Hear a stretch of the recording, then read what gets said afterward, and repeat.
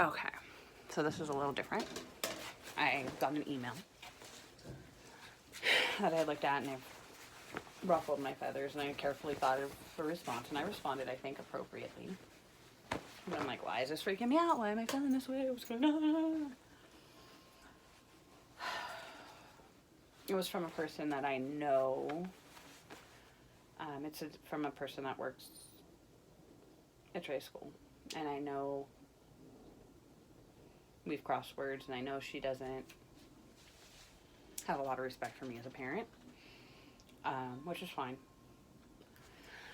Like, okay, why does that bother me? I don't care what people think, whatever, she can think that. But then I had to stop and go, no, because I think in that moment that I felt like she was judging me, that maybe she was kind of right. Not that I was a bad mom, but that I just wasn't going about things right. And it was just obvious and something she wanted to share with me to maybe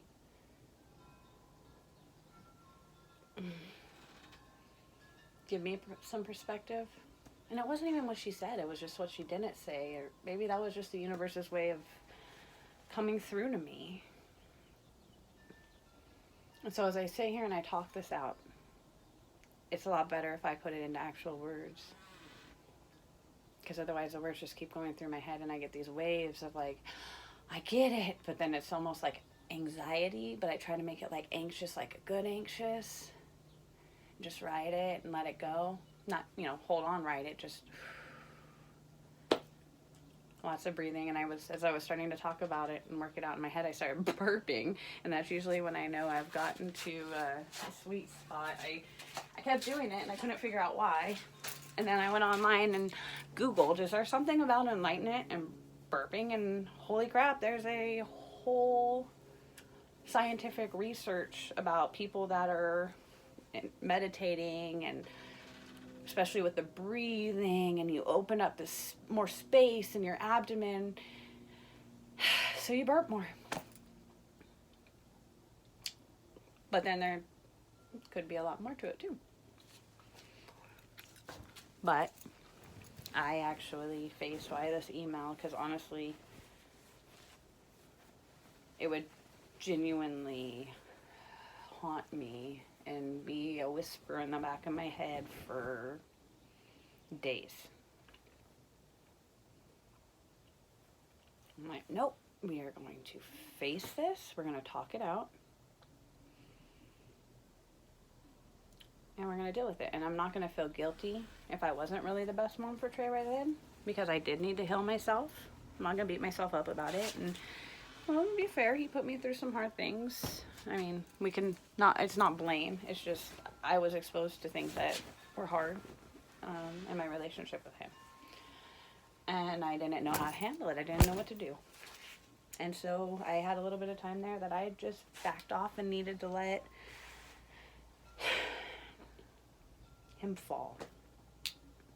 And I felt horrible because it was counterintuitive.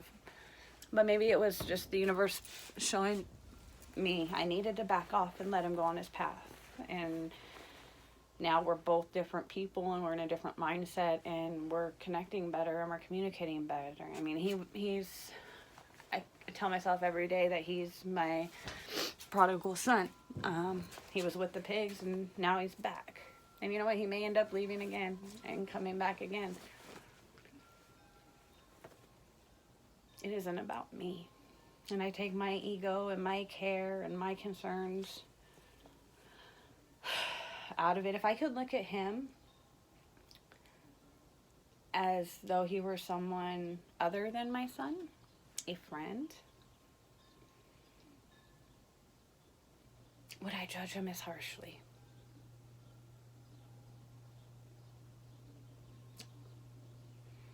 If he doesn't graduate high school on time, that doesn't make him a bad person. Why am I so worried about that? Let's focus first on teaching him how to communicate, teaching him problem-solving skills, teaching him how to express himself, to help him find what makes his heart sing. Because I think then once we get there, the layers come off. And a lot of the things, drinking, drugs, whatever, those are Band-Aids we're putting on. Well, when you cut your hand open, you're not counting how many Band-Aids you're using, are you? No, you're just waiting for it to heal, and then you don't need a Band-Aid anymore.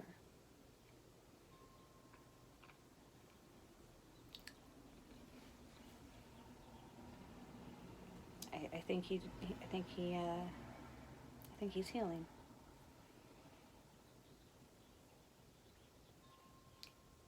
And my mistakes helped him. Helped me so much.